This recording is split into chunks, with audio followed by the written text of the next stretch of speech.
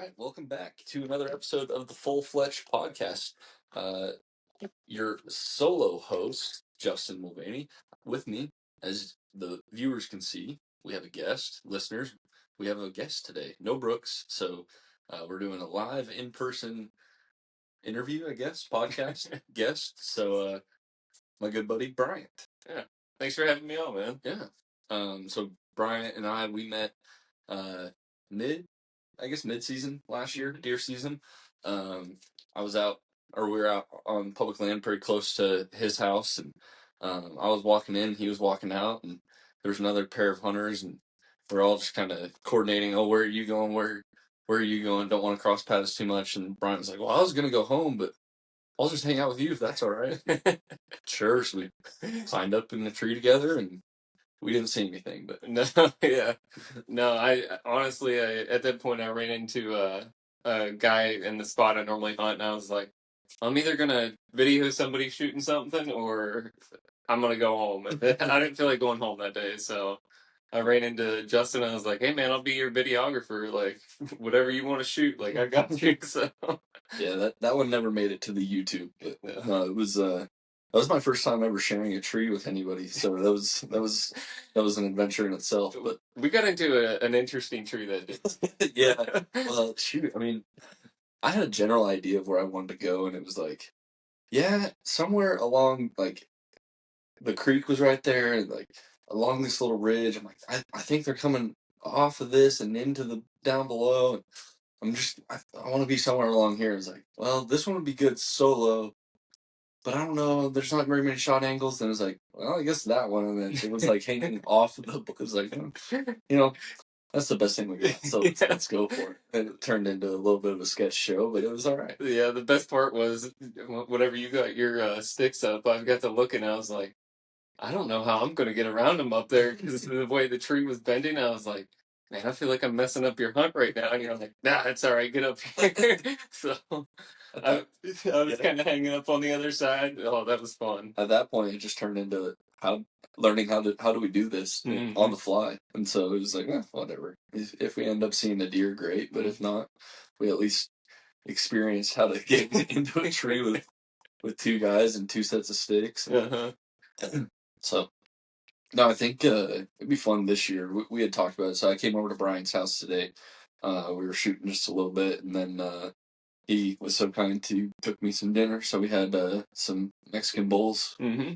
And so, anyways, we were talking. It's like, it'd be really nice to get a deer, at least one deer for me early, and start like filming more this year. And so that'd be my goal is, whether I'm behind the camera or in front of the camera, doesn't really matter to me. I want to get more hunts on film. And so I'd really like, it doesn't even matter if it's a doe or what, I'd like to get meat in the freezer and then start focusing more on hunts. Yeah, that's kind of where I'm at too. One thing I really like to see how other guys hunt whenever I'm with them.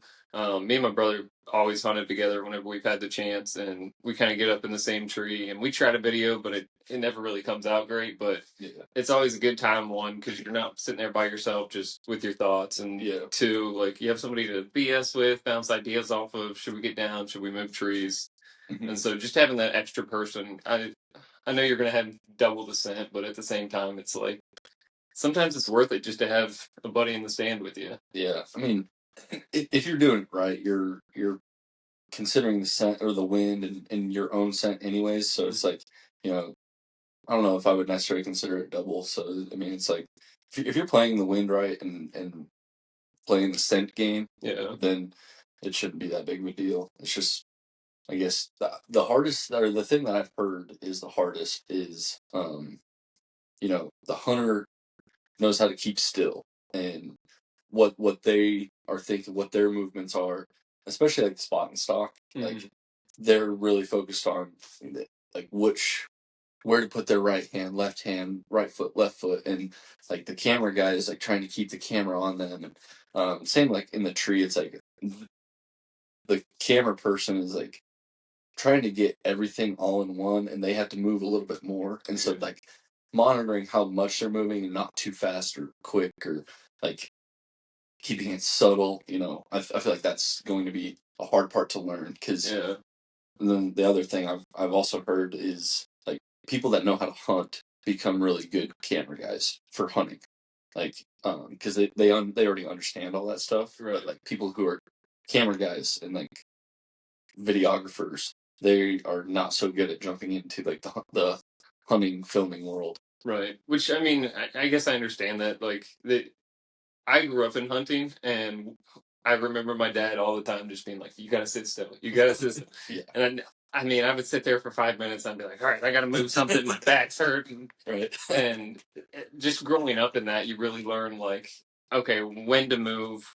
how slow to move versus, I mean, you bring somebody in that's never done it before. Like that's a whole new ball game for them. They don't realize even like the squirrels like will pick up on you, and Yeah. that will alert the birds, and the birds will alert the deer. Like Yeah. every little thing like that kind of makes a difference. Right.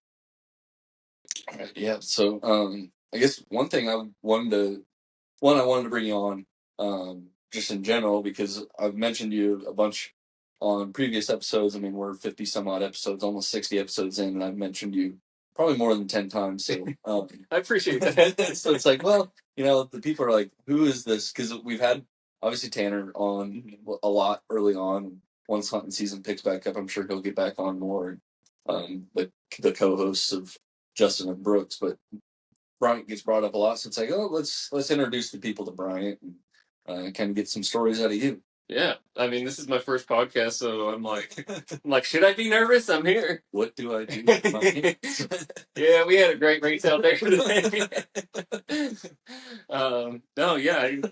Do you want the whole backstory? Like, yeah, sure. I mean, there's right before we hit record, you were like, you just kind of wing it, huh? Like, I mean, occasionally we have like a plan of going into it, like, okay, we want to make sure we bring up this, that, and the other thing, but it's wherever the conversation goes. Yeah, I mean, so I'll kind of talk about how I got my start, and then kind of where I got to where I am today, which I am by no means a great hunter, so don't take advice from me, but neither am I. So. But my dad was a big hunter and kind of always took me and my brothers out whenever we were little.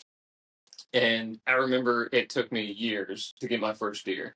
And I mean, we did everything we possibly could. We talked to some guys that like knew where deer were going to come from. We put corn out, we put salt lick, and finally, after 3 years, me and my dad were sitting in this double stand together, and I remember this like it was yesterday.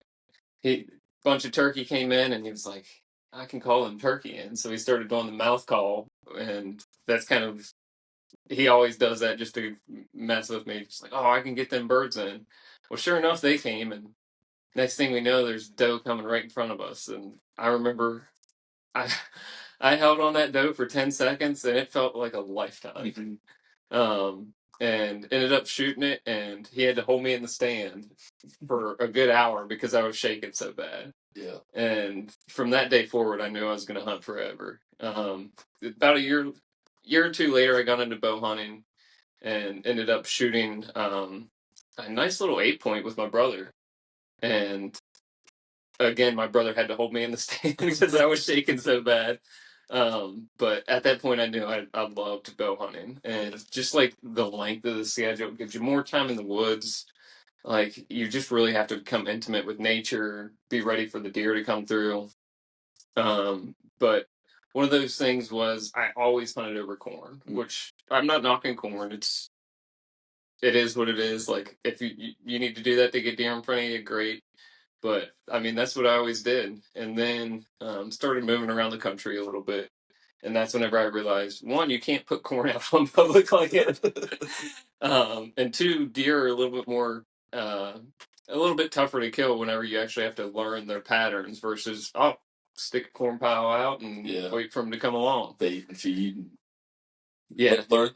Force them to have a schedule as opposed to learning what their schedule is. Yeah. Yeah. So, I mean, whenever we did put corn out, it was always like, I would say probably November 1st through the 7th. That's when those big bucks were going to come in. You were never going to see them before that, and honestly, we never saw them after that. So those were the days we were in the woods, which we didn't learn too much. Yeah, we killed deer, but I mean, we just didn't learn a lot. So yeah, I mean, and that's kind of where I got to where I am today. I just had to go out and learn without corn, so which is harder than it looks. Yeah, for sure. No, it's definitely interesting because like Kansas private land you can bait. Tennessee next year you can bait and hunt over the bait. Okay. You can always bait like I guess year round, but you can't hunt over it for Tennessee. And so it's just like, Kansas private land, you can hunt over that corn on private land. And that's where I got my first buck too, was we just had a couple different feed sites and we just kind of rotate on where he sat. And, yeah, so that's kind of where I got my first start on the archery side of things. And yeah, because you were hunting like before that, just not deer, or yeah, that was my first like real big introduction to archery. So this was only like 5 years ago, 4 or 5 years ago. Okay. And so before that, it was the occasional rifle hunt, and it was like a late season doe tag in Colorado. Okay. Just like winter break in college, go out, like maybe for a weekend before I had to go back to campus or whatever. But other than that, it was like the only other archery hunt I went on was the year I graduated college. Went on an elk hunt with dad and a couple of our family friends that are up there, and that was in Colorado. And so that was like a week long ish trip that we were up there for, and didn't see an elk, didn't hear an elk, nothing. And so that was like my first actual archery hunt, and then I didn't pick it back up again until COVID. Um, in lockdown, whatever, dad brought out, or mom, dad, sister came, met me halfway because I was in Garden City, Kansas, Southwest Kansas, and they were still in Denver. And so we were like, well, halfway point is middle of nowhere, Kansas or Colorado. And I think we ended up meeting on the border of the two states, and it was like, all right, just meet me at the border, and dad, bring your old bow because he had a new bow. Bring your old bow for me. I just want to shoot because there's nothing else to do. All the kids had to go home. I was living on campus, and there was nothing else to do. So there was somebody who lived on a farm, and they're like, oh yeah, you can come shoot your bow. I was like, all right, sweet. So I don't have to go pay for a range or anything like that. So I went out there and started getting into shooting. I shot that bow for like 3 months, and I was like, screw it, I'm just gonna buy a new bow. And that's the bow I have now, is that Matthews VXR. And so then hunted mule deer that fall, mule deer and whitetail. Yeah. Anyways, got my one whitetail, and yeah, that was. I mean, that's kind of basically been it, and then just whitetail ever since. Did you realize how good you had it in Kansas while you were there? I mean, so it wasn't our land. It was a really good family friends, and like dad, that's where he hunts when he goes out still. And so it's, yeah, like you haven't made out there for deer, like the bigger body and being able to have access to private.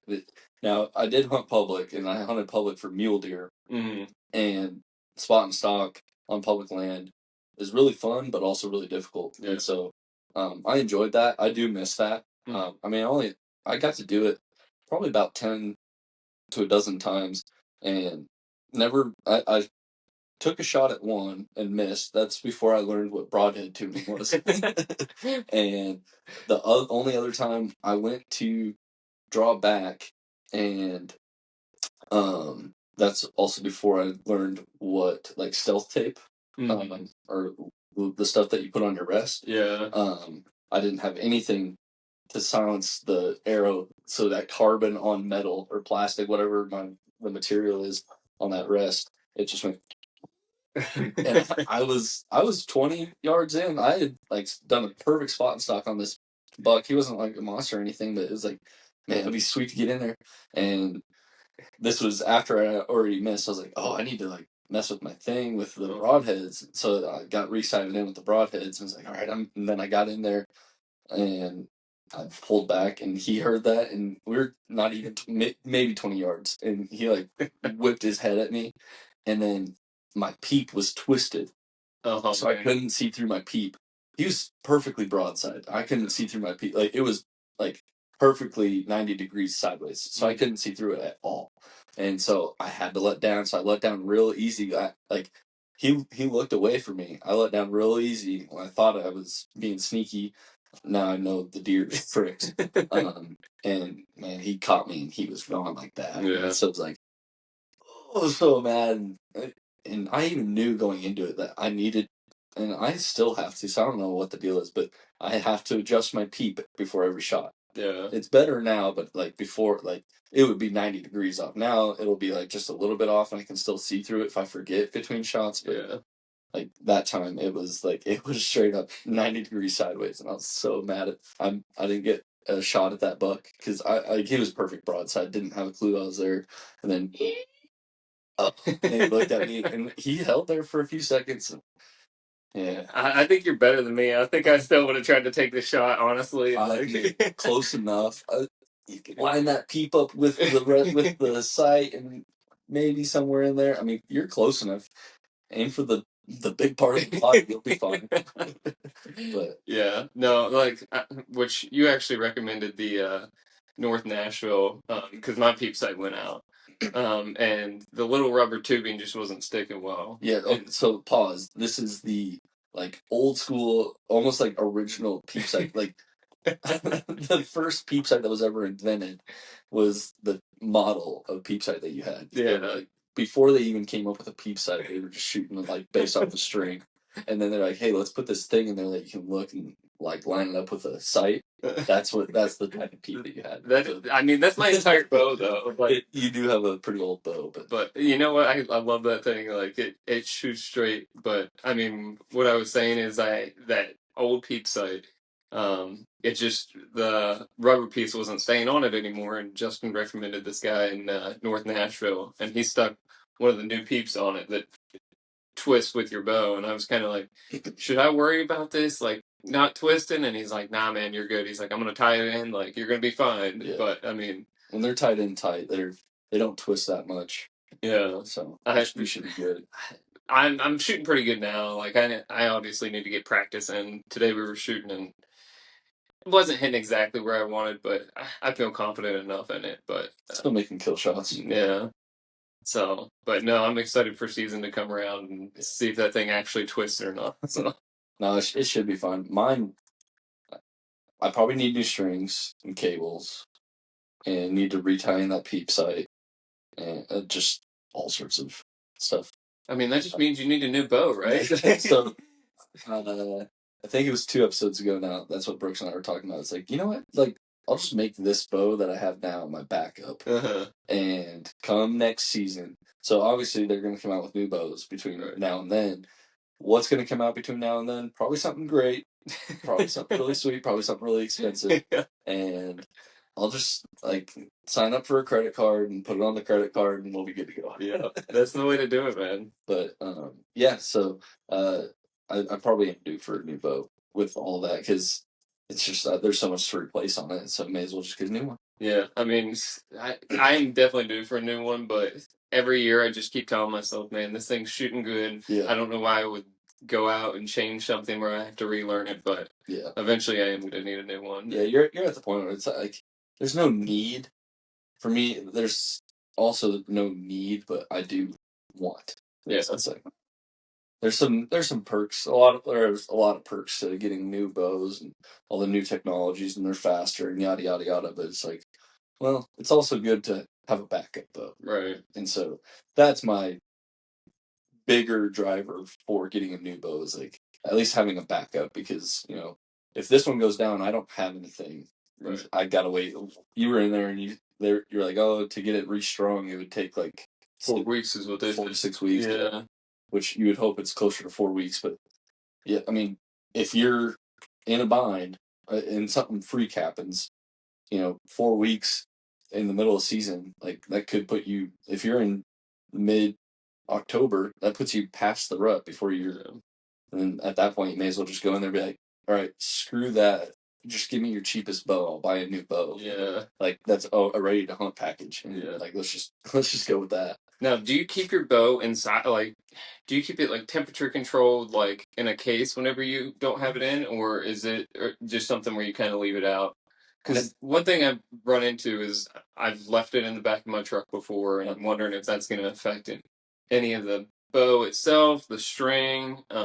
If anything, it would affect the string. I would just say have string wax on hand and just keep it waxed, because I think what could happen is, if it's like too hot, too cold, too dry, it'll like kind of get those strings to fray easier. But I mean, like when it's deer season, I just keep my bow in my truck because I hunt like close to 3-4 days a week sometimes, and so it's like to take it in and out and in and out of the truck, there's almost no point. And at that time of year, it's not 100 some odd degrees, and we're in Nashville, so it's not like 2 degrees every night, and those strings get like frozen. So when it's not there, it's in my garage, which isn't necessarily climate controlled, but it's cooler than being outside. And when it's wintertime and it's not in my truck, it's warmer than being outside. So it's like, okay.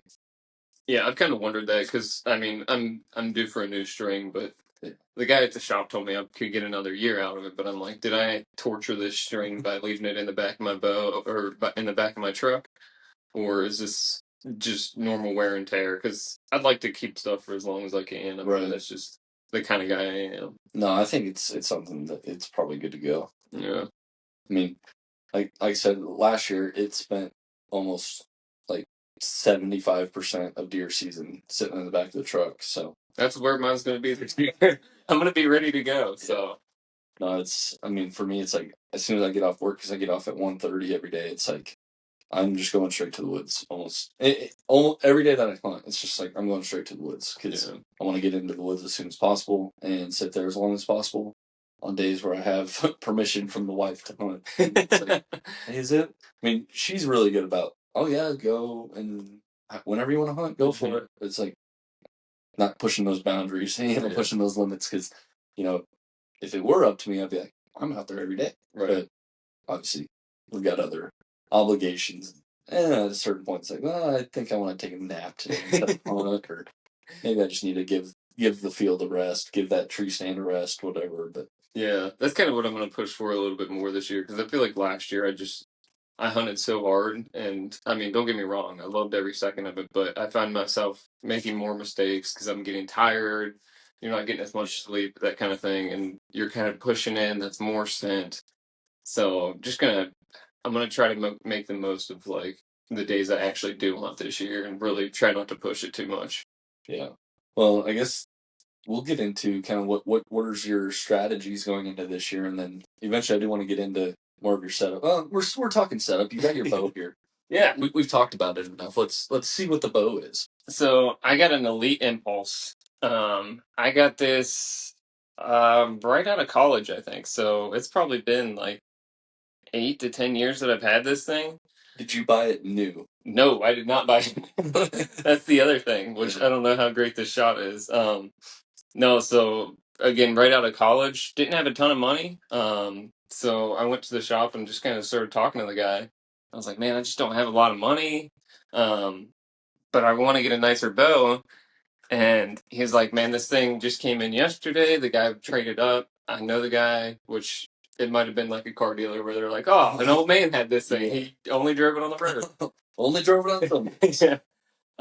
But no, I bought that thing for $450. The guy, I bought a sight for it and a couple other things, and I mean, he set me up real good and love that thing. I mean, it's been shooting great ever since I got it. So yeah, no, it's I mean, whatever gets it done. Yeah, you don't always need the flagship Matthews, Holy, whatever. I mean, seriously though, it's whatever bow works. I mean, my dad shot. I think that I do have an old bow in the garage, but it doesn't have strings on it. I think it was the Diamond. I don't even know what model, but the brand is Diamond, and those don't even exist anymore. Like Diamond bows aren't even a brand. I don't even think they're a brand anymore. So you might want to hold on to that. It might be a collector's item.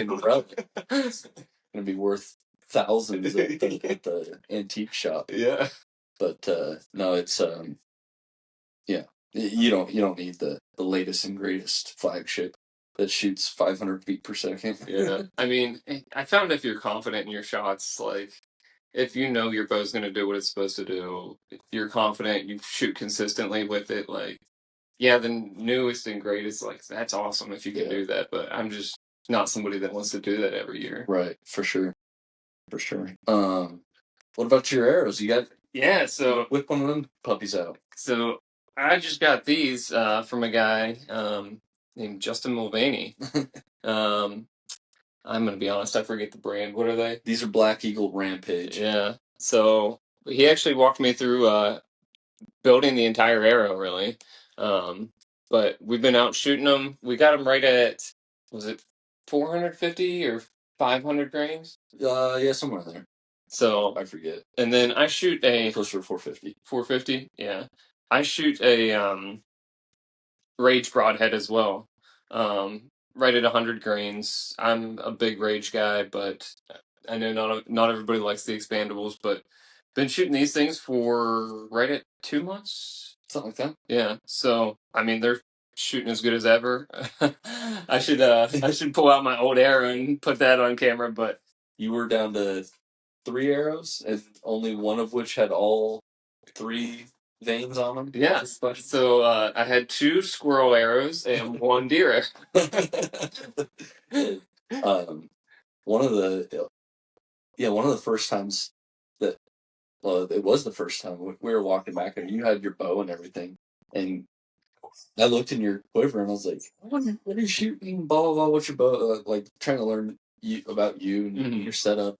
I was like, you only got 3 arrows and they don't match. And only one of them has all 3 veins on them. And you're like, yeah, whatever. I'm like, oh, okay. Let me know when you're ready for more arrows, and we'll get you set up. Yeah, no, he got me set up good. But one thing I do want to point out too was I lost my other good arrow, which we ended up finding whenever we did the scouting video. You told me that story. Yeah, and then we were walking through the woods, and there it was, just propped up on a tree. I said, well, somebody else found it. And here's your treasure. Yeah, no, I lucked out, but I mean, now I got some good arrows, which I got 12 now, which is. This is wonderful. It's the best I've ever had with arrows. So I'm living the good life. Have more. Yeah. But I'm trying to think of what else. What else you want to know about the bow? What's your sight? So your quiver holds 4. Yeah, quiver holds 4. That actually came off my original bow, which was a Walmart brand bow. It might have been Diamond. I don't know. I'm trying to think. What is this sight? It's a True Glow, I believe. Mm-hmm. Which it lights up. I fell in love with the light up. Extreme. Yeah, I actually bought this whenever I bought the bow. And then I bought this drop away arrow rest as well, called an Ultra Rest. Yeah. Love them. I was shooting a Whisker Biscuit before, and I found the Whisker Biscuit would kick my arrow out just weird. And that was before I knew more about tuning and that kind of thing. Yeah. Whisker Biscuits are great. For the price, they're like the cheapest rest you can get, and they're pretty consistent, but they are hell on veins, and there's all sorts of other things that are inferior to drop away whatever rest. So yeah, I'm not knocking it. Good. I mean, I killed that first deer I ended up killing with my bow. I had a Whisker Biscuit on, and I mean, I shot perfect. So I think that Diamond still has a Whisker Biscuit on it. Honestly, we're gonna have to break that thing out, man. I want to see this. It's sitting in the garage. Yeah, I'll have to bring it out. Go to National North and see if they've got some strings that can go on it. Yeah, they're gonna look at you. This will take 4 to 6, instead of 4 to 6 weeks. It'll take 4 to 6 months. So we're gonna have to totally rebuild this bow. We gotta order this string from China. It's gonna take some time. But then I also got a old fashioned just wrist clip here. It's called a True Ball, I think. Mm-hmm. Yeah, I bought this thing with the bow. So another 8 to 10 years. Oh man, this thing it's seen some stuff. Yeah, it's been through it all. But no, that's pretty much my setup. You're running a saddle. Yeah, saddle guy. Yeah, got into that whenever I got into public land hunting. Mm-hmm. Which love that. I got the original tethered. And I'm trying to think of what the Phantom. It was before the Phantom. Oh, Mantis? Yeah, it's the Mantis. That's what it's called. I'm running that, which I've had that for a couple years. And then I got muddy sticks, and I love the muddy sticks. They're a little heavy, but overall it's very solid on the tree. Yeah. And then I've got the tethered platform as well. Yeah. I've not found a tree I can't get in with that thing. Yeah. I've been, which is a good and bad thing, I've learned. I've been in trees about the size of your wrist, and I've been in trees that are twice the size of me. And yeah, for sure. It's great for mobile hunting. I know some guys are kind of iffy on getting into a saddle. They're like, oh, it might pinch my hips or something like that. But yeah, I found it's comfortable for me, especially like on the long hike-ins. Yeah. No, I think they're safer than a lot of other styles. Right. Obviously you're more mobile, but like even like people that like have private land, like I'm starting to see a lot more people just run.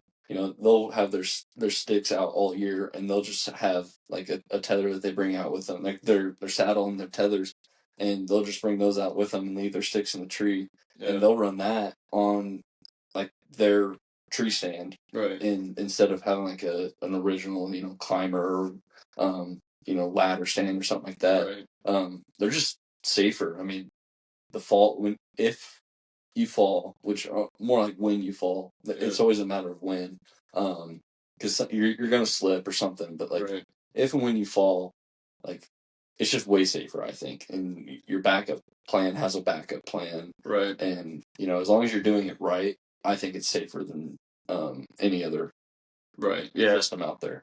I mean, I don't know if you ran. Did you run stands before before your saddle, or just when I was on? Well, so when I was on my own, in Kansas we on that private land, they had stands just set up, and so we had like one of those safety harness vests or whatever, right? And hooked that up into the tree, and then when I was in Louisiana, I had gotten the tethered stuff for Christmas, but I didn't have climbing sticks, and so I just didn't run them. I was just hunting from the ground the 5 times I went out. Yeah. Then once I got the climbing sticks, that's all I've ever done. Okay. Yeah, I ran a like an actual climber. Yeah. And I mean that thing was great, but I ended up dropping my base one time, and I had to actually hang like this to get my feet down to where I could bring it back up to me. And kind of after that, I was like, I don't know how I feel about these climbing stands. But also cutting diamonds that situation. I was trying to think of a way down. I was like, oh man, could I just like bear hug this tree and just slide straight down? But then we also had ladder stands growing up, and I mean ladder stands are very versatile, very safe. I mean versatile in the fact that you can put it in any tree that you know you're going to be there. Yeah. Which we've run into a few on public land. Yeah, which you're not supposed to. I mean, I also haven't seen a DNR officer out here, but I'm not going to be the one to report them either. So whatever. And technically, even I think you're not supposed to have those or trail cameras out there. Yeah. Without permission of the property manager. Right. But also, in my experience and Tanner's experience, he can attest to this. Anytime you try to call their number, they like put you on like a wait list or something like that, and they're like, "Oh, maybe somebody will reach out to you." Yeah. And we haven't heard like the few times that we've reached out, it hasn't been like emergency situations. So it's like, "Oh, I just have a question about whatever, right? Access to this or that," and don't hear anything. Right. It's like, okay, great. I'm glad you guys really care what we have to say over here. But I mean, I would assume they're busy. Like whenever you think about DNR officers, it's not like a police officer where you got a whole force. Like typically one guy is covering like a pretty big region. Yeah. But at the same time, I would like to have one of them as a friend just to be like, hey, is it okay if I hang a trail camera right here? Right. And just kind of ask questions. But I know they're busy out there, so. And like you said, that there's not very many of them. There's a lot of land that they cover. And so, like, a lot can slip through the cracks on the trail cameras, the tree stands. Right. If somebody really fusses that much and they really care that much, I'm sure they can raise enough cane to get somebody out there to take it down or whatever. But right. I don't think it's that big of an issue to they're making a point to go out there and take all those things down. So right. I mean, the other thing is every time I've been out and seen the actual ladder stand, which I've seen a couple, I've never seen a guy in the stand. yeah, same. I haven't seen anybody in those. And also the thing about over there where you're talking about, that used to all be private land, Mm-hmm. and then the state or whatever bought it. Okay. So it was Army Corps of Engineers Uh-huh. owns it now. And so at some point it used to be owned by like just private citizens. Okay. And then the state or Army Corps of Engineers bought all of it. And so some of those could very well be there from like I don't know when they got purchased, but some of those stands could be from like before it got purchased, and just the landowners that had it never took any of that down. But some of it looks newer than that, so yeah. I mean, theoretically, it's possible. yeah. I'm never gonna fight with those guys. Like they've been here way longer than I have. I'm still new to Nashville, so Yeah, I'm not gonna be the guy that's like, hey man, you're in my spot. But at the same time, if that's some guys need that, they need a ladder stand to be able to get up. They're not gonna have the mobility to climb up in a saddle like we do, or even a climber. So yeah, for sure, for sure. So, what are your hunting plans for the year? We kind of alluded to it a little bit, but like, what's your opening day is basically a month away, month and or so away. So what's your plans? So I'm gonna lay it out exactly how it's gonna go. I'm gonna wake up at 4 o'clock in the morning on opening day. I'm gonna drink a cup of coffee, get in the woods, and have a deer down by 6:30. We'll call it. Oh, it's a bold prediction. Heard it here first. Now, honestly, the spot by the creek, I want to hit that pretty hard this year. I think just because the fact that there is a creek there, guys aren't going to want to get their feet wet. Yeah. That's not to say everybody, but I think that's going to get me away from pressure a little bit. I'm wanting to explore a little bit more this year while I'm hunting. Yeah. So I don't want to hit the same spot every day. I was actually telling Justin earlier about this. I'm really good at finding deer. I'm really bad at getting close to deer. So I want to just move spots a little bit, kind of go in without a plan, more or less, and just see if I can find a good trail. And yeah. Now when rut comes around, I'll probably be a little bit more heavy hit in the spots that we kind of have found rubs and scrapes from last year. But yeah, for the time being, for the first couple of weeks at least, I just kind of want to get out there and maybe I'll stumble upon something that looks really good and have luck, but just kind of get out there. So yeah.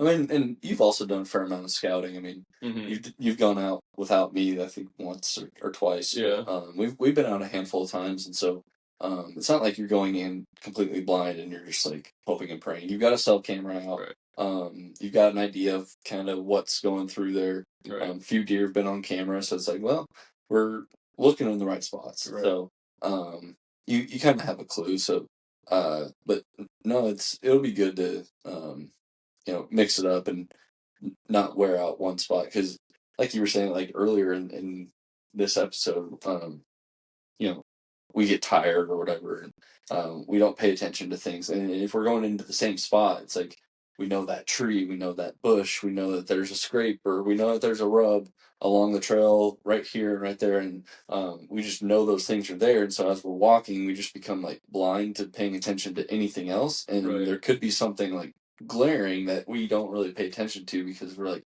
so locked into, I want to get to that spot that I've been humming, or that general, like, there's a group of 10 trees that I really want to be in one of those trees. Yeah. And as long as I can get there, I'm good to go. And between the truck and that spot, there's a whole lot of walking that you're doing. And you could be walking right by a sign that's telling you, hey, you should turn left like 300 yards earlier, and you're going to be in a better spot. But, I mean, just being able to go and be more attentive to that and explore more, like you were saying. Right. I mean, I'm one that gets caught up exactly how you said. I'm like, I know where my tree stand is. I know where I need to be. Yeah. And then, like, prime example, last year I was walking in. I was like, all right, I'm getting there, and turn around probably 50 yards before I got to my stand, and there was a buck running right behind me. So I'm like, well, I should have been paying a little bit more attention. Yeah. And granted, it was a spike. It wasn't anything I was going to shoot, but I mean, who's to say that wasn't going to be an Right. 8-pointer walking through? So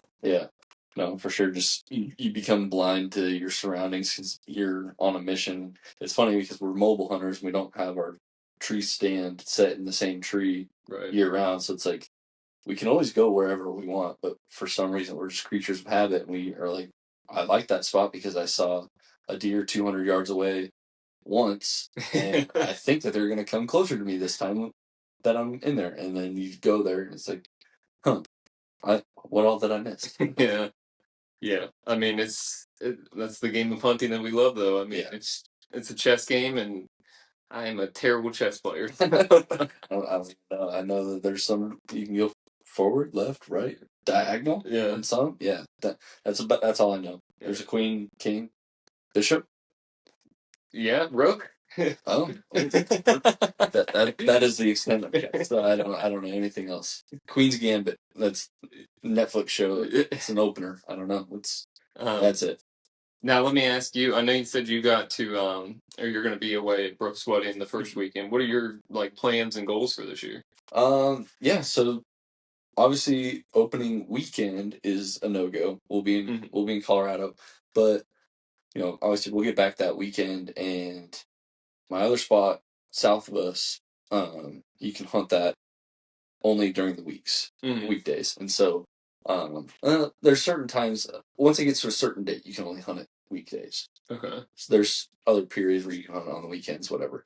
But I think I'm going to go down there because I don't think that spot gets as much foot traffic, especially because you can't hunt it on the weekends. So people just kind of, I mean, it doesn't get the weekend warriors, and there's very few people that go after work or maybe a high schooler goes after school or something like that. Right. There's very few people that go midweek, like on a weekday, down to that area. And so I'm probably going to try to go there earlier than I did last year. Last year, I kind of held off on it for like a month before I started going in there. Yeah. I think I'm probably going to go in there earlier and then just to get a better feel of, my camera's down there, but I don't know everything that's going on around there. Right. And so just to have a better idea come rut, I'll go there and this other spot or a couple other spots closer to like between you and I, in this direction that, that way I'll have like 2 or 3 spots that I will kind of rotate through.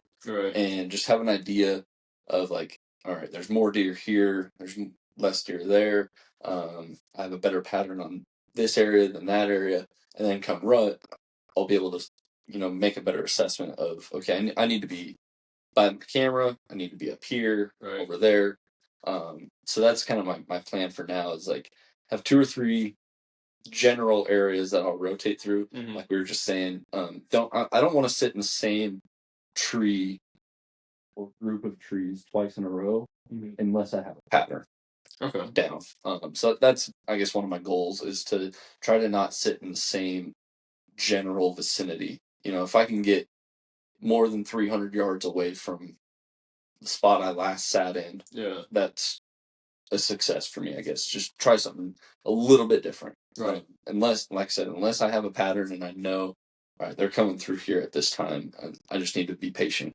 Then I'll do that. But yeah, that's actually a really good call. That's as soon as you said that, I was like, that's kind of what I want to shoot for this year. Is not the same spot, 300 yards minimum. Which maybe I'll make that like a personal rule of like, unless you're seeing something that is just unless you've got a fresh scrape and like a rub line, and you're like, man, they're coming through here, and I just haven't seen them yet. Yeah. Like I need to sit by that because I know they're hitting it. I just don't know when. Yeah, sit it. But if you're like, well, there's a rub kind of close, but whatever. It's like, why would you keep sitting there if you're not seeing anything? Right. Pattern. Yeah. Which, like I said, we're creatures of habit, and so it's just like we don't think to keep moving somewhere else. Yeah, and one of the things, even with my saddle, like whenever I walk in dark, like it's so easy to just say, I know that tree, I know how to climb it, I've done it a few times, versus whenever you're walking in dark and you're not really sure the exact tree, you're just kind of winging it a little bit, like that can be daunting. Yeah. And it's sometimes that means waking up an hour later. Yeah. I'll be the first to tell you I don't love walking in the dark. I wouldn't say I'm scared of the dark, but it's a little daunting walking through woods that you're just not really sure about. So. No, for sure. Like a lot of times I'll be like, okay, I'll go to a spot like when it's super early in the morning. I'll go to a spot that I've been to in daylight, at least once. Yeah. But I'll definitely. I'm a lot more willing to try like a brand new spot in daylight, like after work. All right, well, I'll go over here. It's like a quarter mile from where I was before, and it's just a little like instead of going straight, I went right or whatever. Yeah. It's daylight, so it's whatever. It's definitely harder to do that because when you're going into a brand new spot, you want to be looking for sign. And it's like, okay, like that's fresh sign. I need to sit up. Like I wanted to go 20 more yards this way, but I need to be right here. Right. And when it's dark and early morning, you're not necessarily seeing all that. So, but sometimes you have to because you're like, if you're not seeing anything, you just got to go to a new spot. Yeah. Let me ask you this. I've heard this story both ways. Whenever you are walking in dark in the morning, are you walking in pitch black or are you walking in just like at daybreak to where you can actually see sign and pick up on a little bit more? I will go in as early as possible. Okay. Now that doesn't mean 2 in the morning, but there's a lot of my rule, and it even comes down like for duck hunting too, and it's kind of for different purposes, but also the same purpose. Mm-hmm. I want to be set up and ready to go, like an hour before sunrise. So that means at least 30 minutes before first shooting light. Okay. I want to be fully set up, climbed in the tree, and I have my pack hung up, lights put away, phone on do not disturb for the next hour. Like just chill and let the woods settle down around me for 30 minutes before then a deer can come through. Because I don't know, just I like the thought of I've seen deer move right at first light, and if they're coming by, I don't want to be like still trying to get in the tree as they're walking by, which they can still do that as I'm setting up anyways. Right. But for me, it's like, if they're walking right at first light, I want to be set up ready to go at first light. Yeah. And so that's just my personal preference. There's some people that, they wait. And, if it's something where it is a brand new spot and I'm not familiar at all with it, then I'll just wait and I'll go early-ish morning. I don't like to go in like right at sunrise, especially if I pull into the lot and there's 2 or 3 other trucks. Mm-hmm. It's like I don't want to walk in there and bust up somebody else's hunt. Yeah. And so I'll wait until if that's the case, I get somewhere late, I'll just go to a different spot and try to find a spot that doesn't have other trucks in it because I don't want to get in on somebody else's hunt and spook a deer or something that they were hoping to walk by. Yeah. I mean, the reason I say it is because I've had guys tell me both ways. One guy is like, you got to get in there, let the woods settle down, get in there 2 hours early, as early as you can. Which whenever we did that with duck hunting, I'm gonna be honest, like being there like so early, and you see these boats coming by, and they see your light, and they turn right back around. It's a little bit of a good feeling. Yeah. Yeah. But also, I've had guys tell me it's like, why would you go in if you can't see what's going on around you? Yeah. You can't see a deer that might be under your stand. So that's something I've been weighing the last couple of years. What way do I want to hunt? Yeah.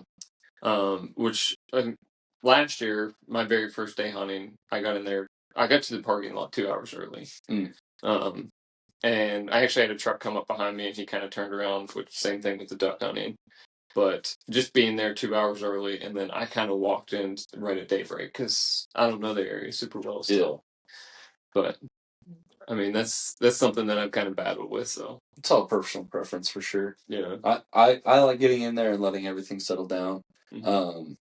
And that's maybe because my initial whitetail experiences were setting over feeders or over laid out corn where you had a pattern, and those deer know when that feeder goes off, especially. So it's like, okay, you want to be in before, like at least 30 minutes before that feeder goes off, and if that feeder's going off at sunrise, okay, so yeah, you want to be there before first light, and so an hour before sunrise probably, just so then you're in there, so you're not like walking by the feeder as the deer's walking up towards the feeder, so that they don't see you. Right.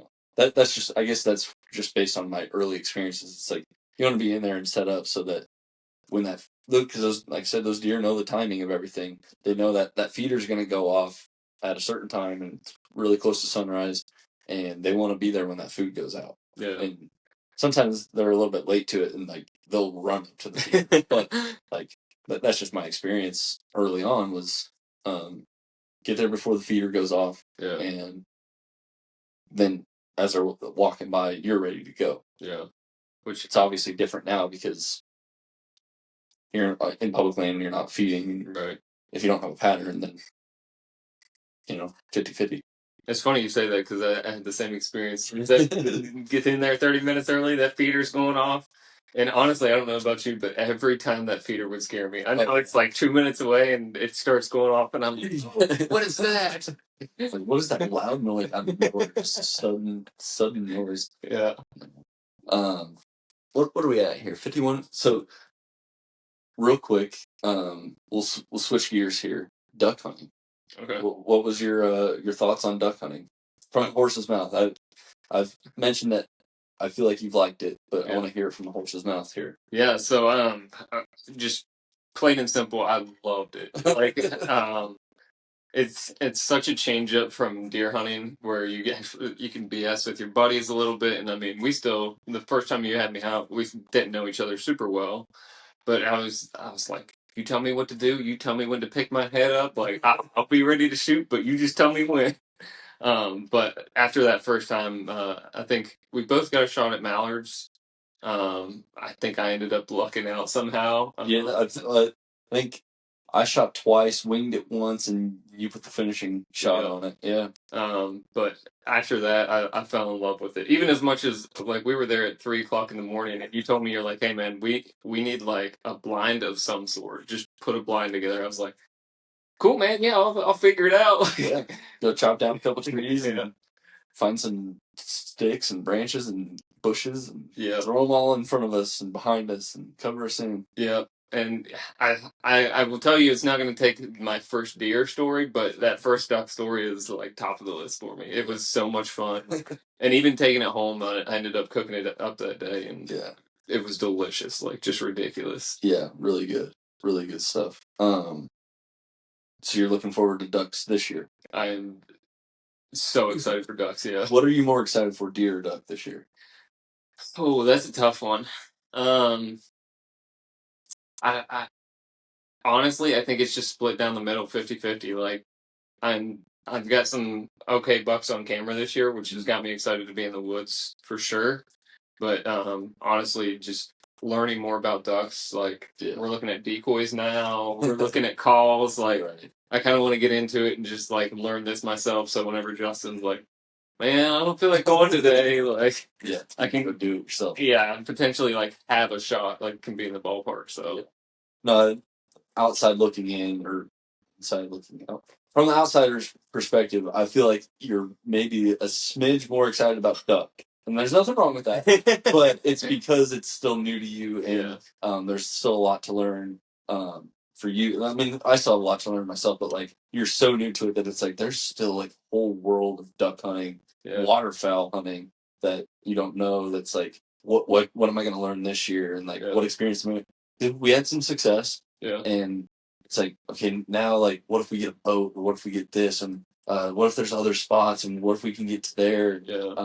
All the what ifs is a little bit more exciting, and the deer is like, yeah, I mean, what if we get a deer? Okay, cool, we got a deer. Honestly, I haven't gotten a deer in a couple of years, and we just like we lucked out with some ducks this year. So I'm like, hey, that's where the meat's coming from. You know? Yeah, but I think from my perspective, you're a little bit more excited about duck. I know you're excited about deer because it's hard to not be excited about it.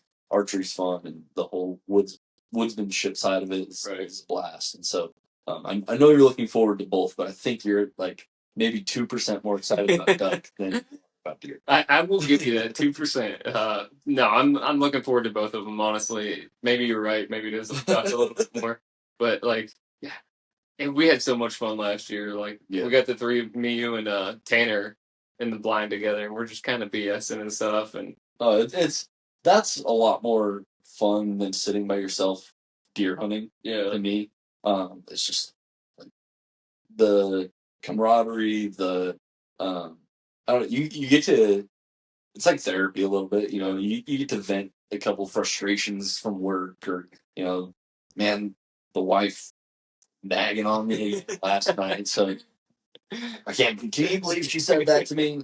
Oh yeah, man, that's the worst. No, you're an idiot. I love my wife. She's amazing. Yeah, exactly. But that is the only thing I say in the stand. No, it's good to and like to enjoy it. Like even if when we're not talking, it's like you get to sit there and you listen to a group of birds fly over like 30 minutes before shooting light, and it's like, oh, like, did you hear the whistle of the wings? Virgo's sitting there whining, and we just all get to embrace all of that. So it's pretty cool. Yeah, the first time I saw Virgo fetch up a bird, I was like, that is the coolest thing.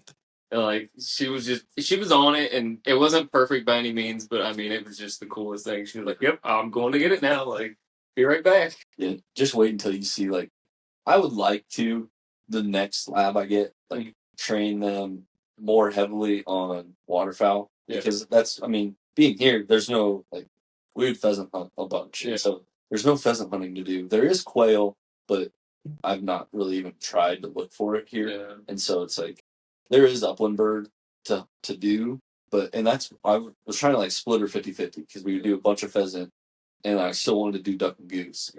But now that we're here, it's like ducks almost exclusively, and maybe goose if we get lucky. But it's like I want to train a dog, like a waterfowl dog, and like I'm not saying I will do a great job, but like if you were to ever watch a waterfowl dog like in person, it's like that is so impressive. Like it's cool to watch a dog just like go and fetch it, like they see the bird and they go get it. But like to have a trainer and dog, or like a hunter and a dog on the same page, and they can like communicate and retrieve it, it's like so cool. I mean, you guys were pretty cool last year, so I wouldn't take anything away from you. That was a lot of fun. We're synced up all right. She's 7 now, so yeah.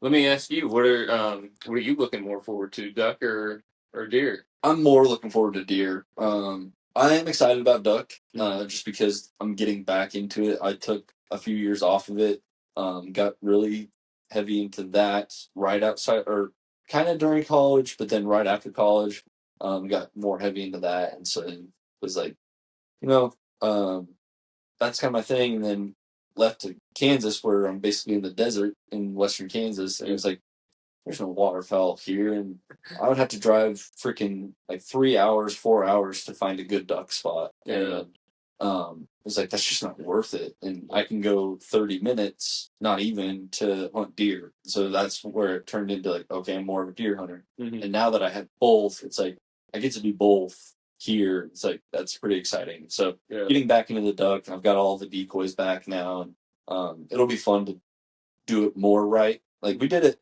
mostly right, but to have like the full setup this year, I'm excited about that. But I'm really excited to get like a couple of deer down this year, hopefully, and have a lot more meat in the freezer. That's what I'm most excited about. Goal number 1, and then ducks are a good follow. Yeah, I mean ducks are just fun. Call them and work the decoys, work Virgo and all that good stuff. But I've always, so whenever I grew up in West Virginia, it was always you got deer season coming in, which is with football. I love football, so I'm like, all right, this is pretty great. And then beginning of the year, so like January until April, May, they start stalking trout. So it's like, oh, okay, it's trout season right outside of deer season.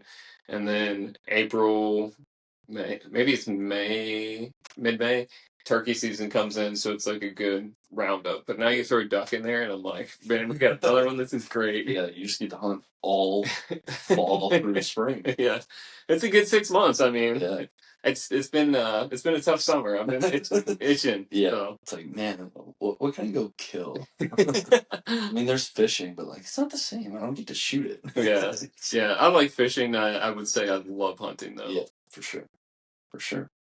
Well, I guess we always do. Any closing thoughts?